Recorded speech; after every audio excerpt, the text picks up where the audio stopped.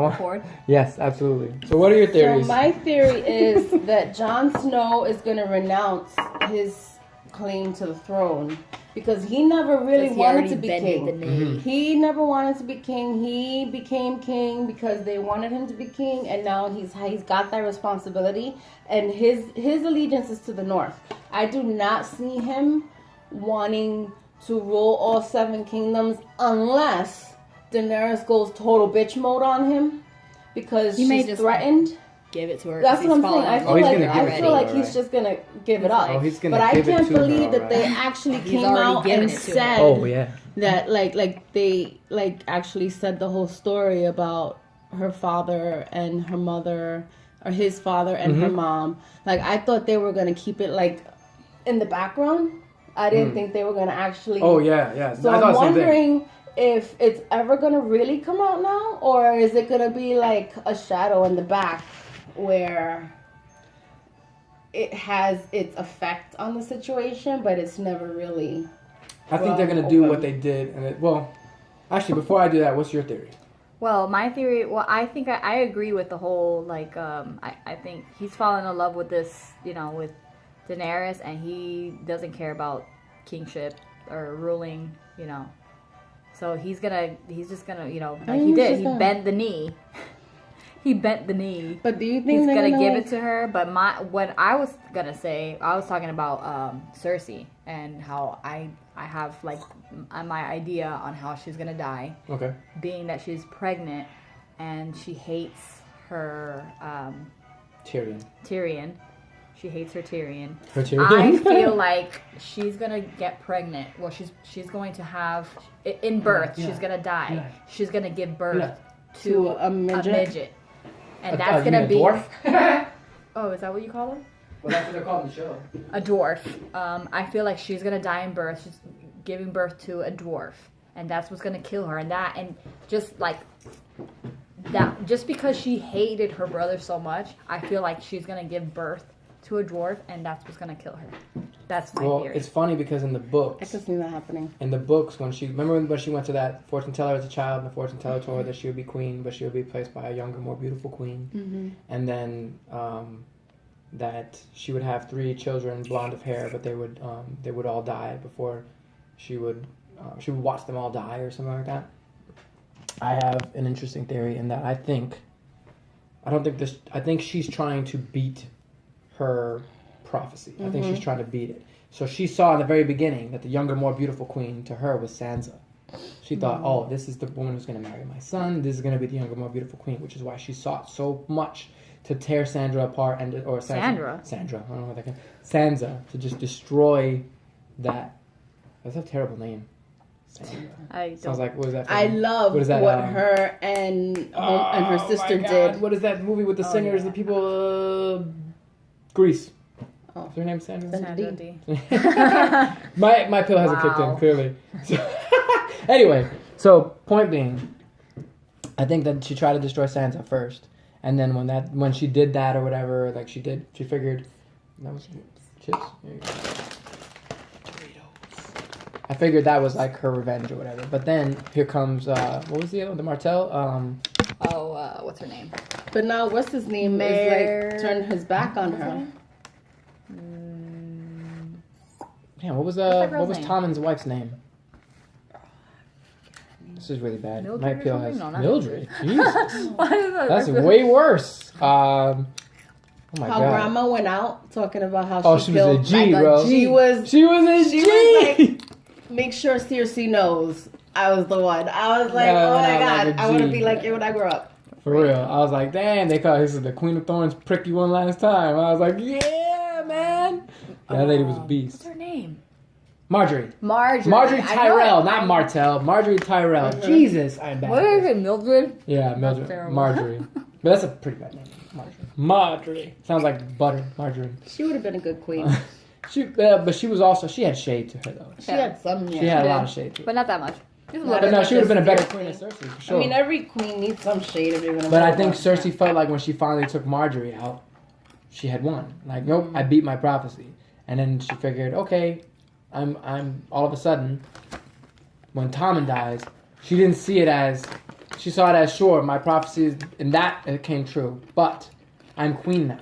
Mm-hmm. There is no younger and more beautiful queen. I am actually queen. She saw, I'm going to change this. So she immediately gets pregnant, and she says, if I have this baby, I've beat the prophecy. I killed the younger, more beautiful queen, and I have this. But now, the younger, more beautiful queen might be actually Daenerys. I think she's going to get pregnant because she's Daenerys is she's so set on that she can't get pregnant. No, and they were dropping hints left and right. Like even when he gave the sword back to Jorah, he was like, no, this is for you and your children. And Jon was like, my children. But I want to know how they're going to, I mean, because Cersei and her bro getting on is so taboo and unaccepted. Are they going to accept Jon and her having a relationship? They always accepted it with the Targaryens. They never really had problems.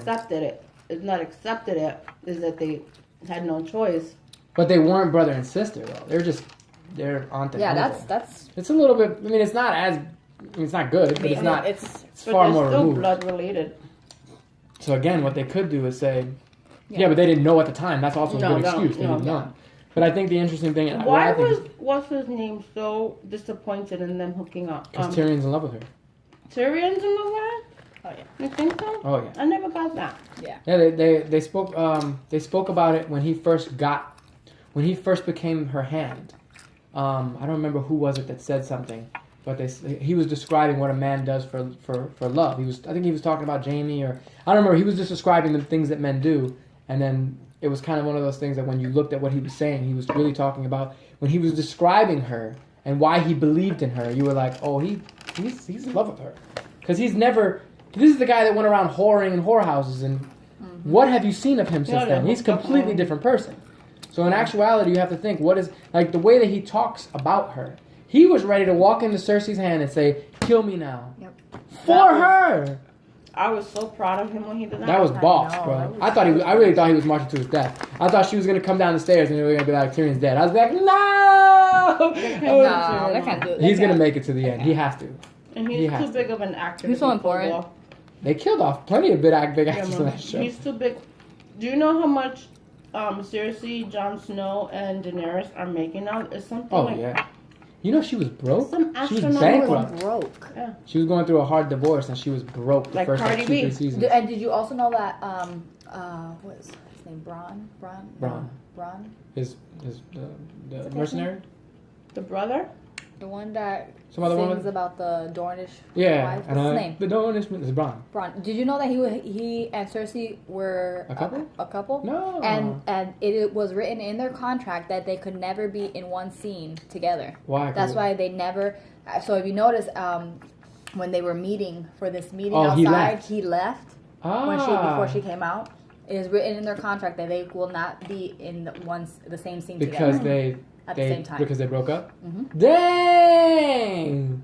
That's boss. No wonder. They made it a point. He was like, he took Pod. He was like, come on, Podrick, let's let the highborn folks have their conversation and we'll just go whore it around. And he took I think Podrick's going to die for sure. Aww. Because I think they're going to need a reason for Brienne to do something crazy. What did you think of Sansa and her sister getting in? I'm glad that you mentioned that because I think that was a red herring.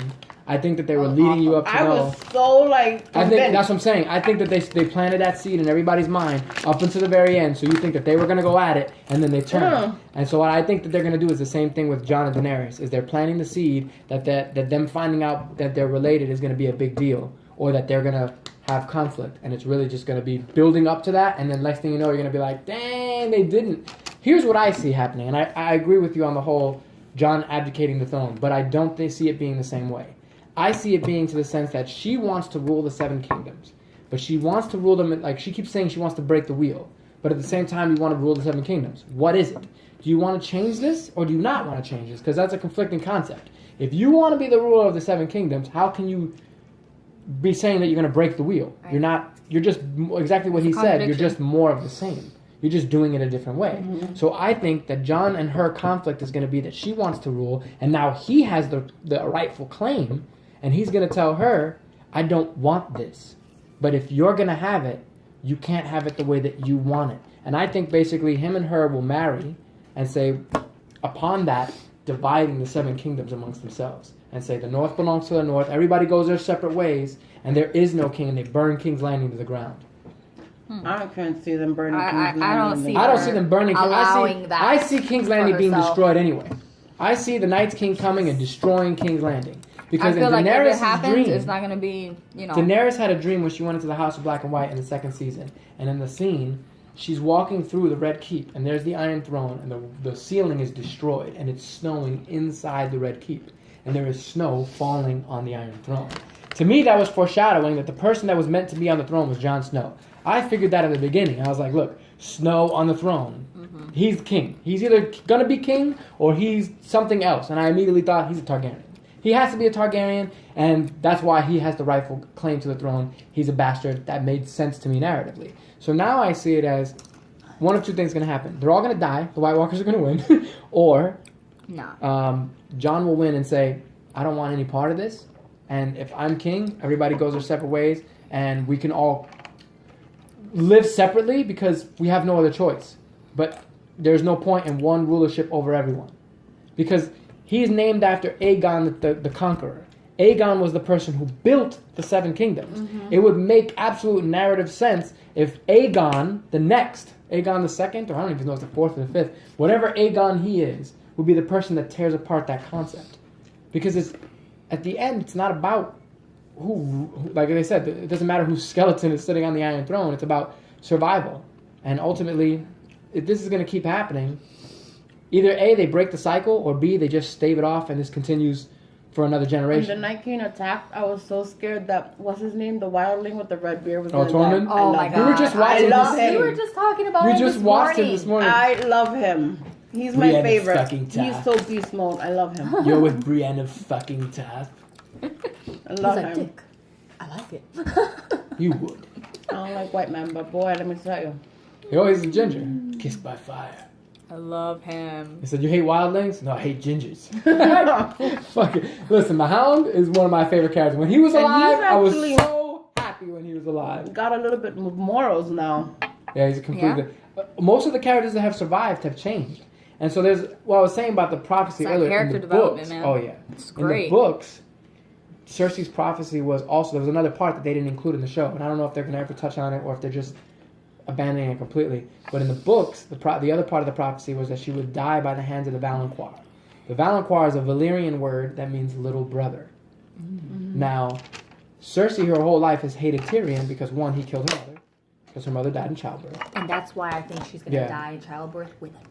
But the other thing, and that other thing too, is that Definitely she's always believed like an awesome that twist. Tyrion was the person that would kill her.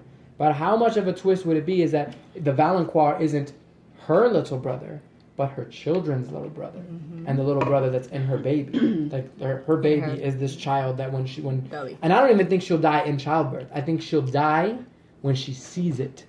Like seeing that this thing is like Tyrion.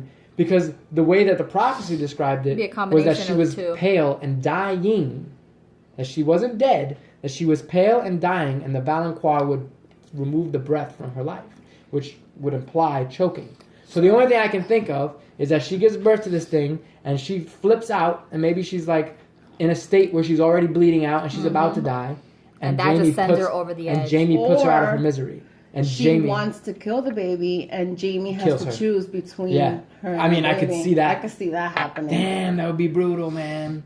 If she goes to kill the baby, or she probably does. He's already turned his back on her. If she snuffs the baby out. And then he's like, and then Jaime says, that's it? If she snuffs the baby, man, that would be...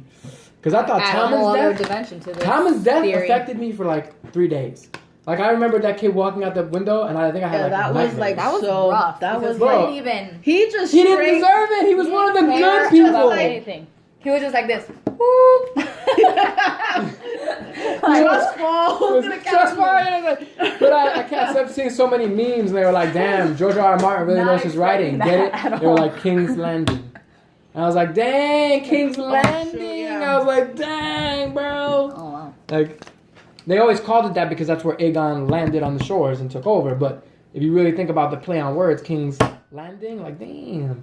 There's another strange thing that they're talking about is that when this kid, what's his name? What's his freaking, Sam.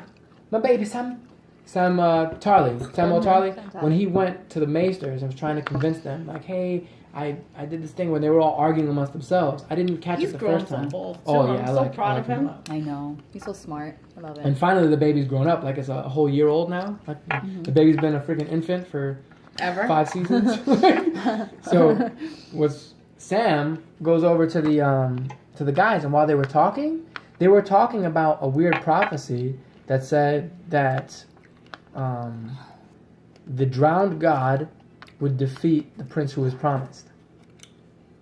And so I kind of thought about, like, the drowned god. So the drowned god is the god that the Iron Islands believe in. So they believe that whoever is their king is the avatar of the drowned god. So when Theon came back to the Iron Islands, they put him in the water, they shoved him on the water, and I was so happy when he grew up here and was like, that was beast mode. Because it was like, do something or die, one or the other. Because you're getting on my nerves. It just sucks that they wait till the very end of the season for him to grow up here, because I just like so irritating. That's cool. So he well, that's pretty. I like that. When they drowned him, when you come back to life, they say what is dead may never die. So that implies that you have to kill the king, and if the king returns from the dead, then he is the king. So when Theon was drowned and he came back to life, he was considered the drowned god, but you can be replaced. So later on, when this guy, what's his uncle, Urine, when Urine, which is, you really think about it, Urine. Yeah. It's funny. But anyway, when Urine killed his brother, he had them do that to him, and he was drowned, and he came back and he said, I am now the drowned god. And then he basically said, let me go kill them so that they can never take my place. Like, he considered himself to be the avatar of the drowned god. In the books, he's worse than Ramsay, worse than all of them. Like, in the books, he's like Ramsay. A warlock with one eye, like a pedophile. Like, he's really effed up in the books. So they've toned him down, and I don't know if they've toned him down because they're going to let him off the hook on this next season. Because he's kind of just like a... Yeah, he's just kind of like a dark Jack Sparrow, really. He's really not... He's a dick, but he's really not that bad. Caribbean, I was very disappointed. What? I loved it. We'll have to talk about that one. I liked it. It was alright. The Barbosa thing, that was boss. Barbosa. Oh my god, I cried. What are you to me? Treasure. Like, oh my god, that was wrong. That was wrong. Yeah, that was wrong. Did you watch the after credit scene? Yeah. Okay, that was good. I was like, I don't know if they're gonna build another one, but I think that was the last one. At the end, when he was reunited with what's her face, that was cool. That I was touched. I was like, that was nice. Yeah. But the movie itself, I feel like they were reaching.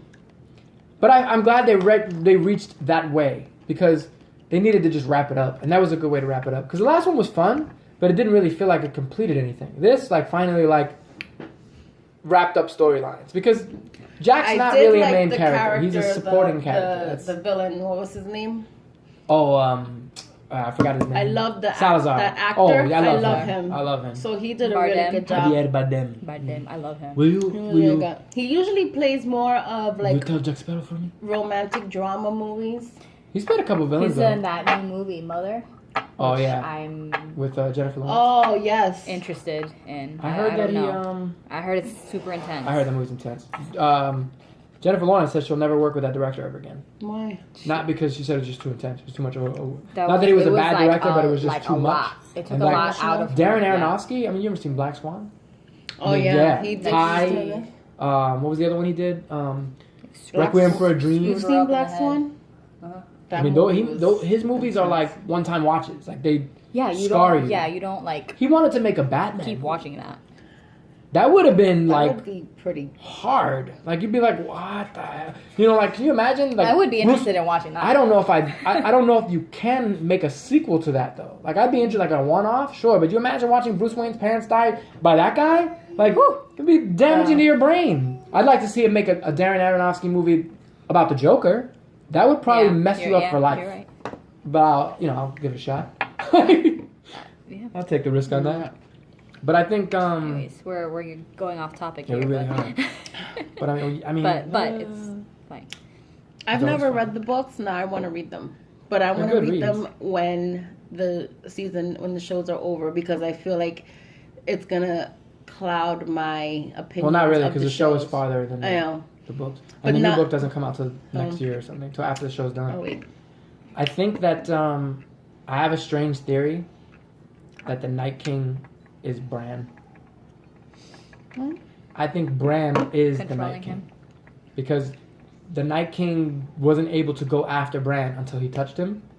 And supposedly the Night King is the 13th Lord Commander of the Night's Watch. And he fell in love with a White Walker. And when he fell in love with the White Walker, he had them turn him into one. Mm-hmm. And it was, if you think about that, the story sounds like a legend, but reality is, think about in all of these things, marriage is considered to be something that is done to bring kingdoms together or to bring peace. So if I'm fighting with your nation, so if humans or the children of the forest were fighting against the White Walkers, how do we say we're going our separate ways? How do we come to a term? Marriage. Hey, I give you my daughter, whatever, we come to an agreement, your people stay in the north, my people stay in the south, we go our separate ways. They build the wall, they go about their separate business. The person who supposedly built the wall was a guy named Bran the Builder, who was also a Stark. Mm-hmm. So the 13th Lord Commander of the Night's Watch was rumored to be a Stark, but nobody knows his name. His name was lost to time. What if it was Bran the Builder? And what if Bran the Builder is actually just Bran, and he goes back into one of his ancestors because he can warg through time? So what if really Bran realized that all these people are killing each other? Because the Night's King never speaks. He's so spooky now. I'm like, oh yeah, he's so weird. But the Night's King never speaks. Completely different. The Night's King has no dialogue. He has no motives. But he seemed to know that they were going to bring dragons. Why did he have giant chains? Where did the chains come from? And why did he have a spear? Exactly. How did he know? Unless, in my mind, I'm thinking, so up until this point, if you know... Unless he has prophecy of his own. Like, which is why I think he's Bran. I think that he's Bran because I think, and this is, again, I could be totally off base, but this is my theory, is that Bran realized that all these people were just killing each other. It was just endless humans killing each other. All this crap. Way of like doing a Noah's Ark and starting all over? No, the opposite. Common enemy. What if it's the common enemy? If you can band together against this common enemy, bringing everyone together, then nobody knows that this is, the common enemy that you just band together and you fight against that. That's the bad guy. Don't look at each other. That's the bad guy. The same kind of way like how patriotism works. Like, hey, those are the bad people over there. Like right now, we're fighting amongst ourselves in this country when we should be looking at other people like Russia and all these other places that are trying to tear us. They're letting us do it to ourselves. So I kind of look at that like maybe that's metaphor. Like, hey, those are the bad guys over there. Look over here so that you aren't killing each other anymore. Work together to solve the bigger problem. And maybe if that's true, either one of two things happens. Either Bran goes back in time and wargs against the Night King and forgets. And maybe, are you serious right now? Take your dirty shoes off. I'm glad I recorded that. Crazy. I'll keep that one for later. Hip pocket. But anyway, so either A, he goes back in time and gets stuck and maybe just forgot the original purpose and just became a killing machine, or B, doesn't realize that maybe at another point in time he'll go back and do a whole Hodor thing and sets the Night King on that path without realizing. Hodor. So maybe the same way he programmed Hodor to do that thing, he accidentally programs the Night King. I want a donut. What the? Where did that come from? We said Hodor and you got donuts? No, donuts. Look. I had a donut recently. Have you been to Duck Donuts? Yeah. I've only been there one time because that's all I will allow myself. Oh, that's cool. It's like a little donut castle. These days, I look at a picture of a donut and I've gained 10 pounds. It's horrible. I mean, I've lost weight and I hate it. And I feel flabby. I wish I had your problems. Hey, don't say that. Just keep trying to go to the gym. Oh, I gotta give you. I got a workout from Joe Manganiello. If you work out, if you do that, the problem is that this is why I went to the doctor. Is that when I've tried to work out, as soon as my heart rate goes up, I get nauseous and dizzy. And this is like jumping jacks. It's not like water stuff. Swimming instead. I thought about trying to do like because I'm not a member. There's a gym. There's an LA Fitness by the house. You can always come here and just use the stuff here. No, or the sauna. Now I'm not living in Woodbridge to drive it. Now I understand. Right. Now I understand why when people didn't want to come visit. Now I get it. Because driving over here today, when you hit that pocket of traffic, I was like. But the sauna, you can go to the sauna. Yeah. Yeah, the sauna. Yeah, it's pretty good. I haven't even doing yoga. Like when I would do the high impact yoga, even doing that, I had to stop. That's when I was why don't you try going back to low impact and just reverse? I don't want any. Because I don't even want to talk about really it. I don't even give numbers. I like those theories. Those are good theories. I'm glad I got that. I'm gonna put that on a video, by the way, on YouTube. So everybody, that's cool. That was really good. It's 25.